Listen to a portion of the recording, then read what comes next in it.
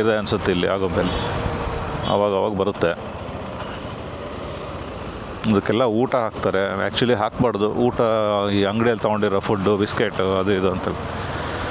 ಇವನ್ ತರಕಾರಿ ಕೂಡ ಅದರೊಳಗಡೆ ಎಲ್ಲ ಪೆಸ್ಟಿಸೈಡ್ಸ್ ಮಿಕ್ಸ್ ಮಾಡಿರೋದ್ರಿಂದ ಇಲ್ಲಿರೋ ಅಂದರೆ ಊರಲ್ಲಿರೋ ಇದೆ ನೋಡಿ view point, sunset view point.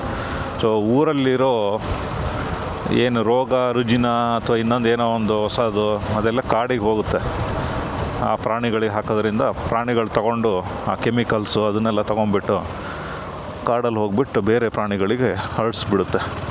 So ಮಾಡಬೇಡಿ ಅಂತ ಹೇಳ್ತಾರೆ. ಬಟ್ ಅವುಗಳ ಮುಖ ನೋಡಿ ಮನುಷ್ಯರಿಗೂ ಕೂಡ ಪಾಪ ಏನೋ ತಿಂದಿಲ್ಲ ಹಂಗೆ ಹಿಂಗೆ ಅಂತೇಳಿ ಮಾಡ್ತಾರೆ.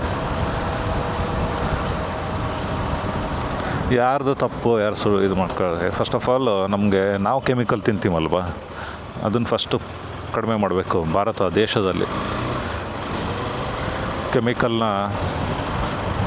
ಪೆಸ್ಟಿಸೈಡ್ಸು ಅದು ಇದು ಅಂಥೇಳಿ ಜಾಸ್ತಿ ಯೂಸ್ ಮಾಡುತ್ತಾರಲ್ಲ, ಎಲ್ಲ ಬ್ರೇಕ್ ಬೀಳಬೇಕು. ಯಾರು ಮಾಡ್ತಾರೋ, ಯಾರು ಮಾಡೋಕ್ಕಾಗಲ್ಲ, ಅಷ್ಟೊಂದು ಈಸಿ ಇಲ್ಲವೆಲ್ಲ.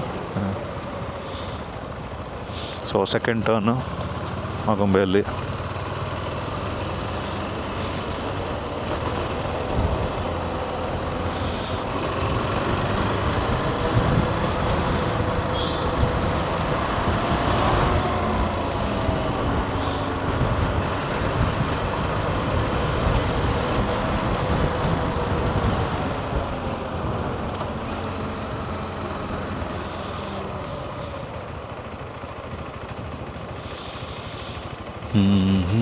ಯಾ ಪ್ರೇಮ ಸಂಜಯ.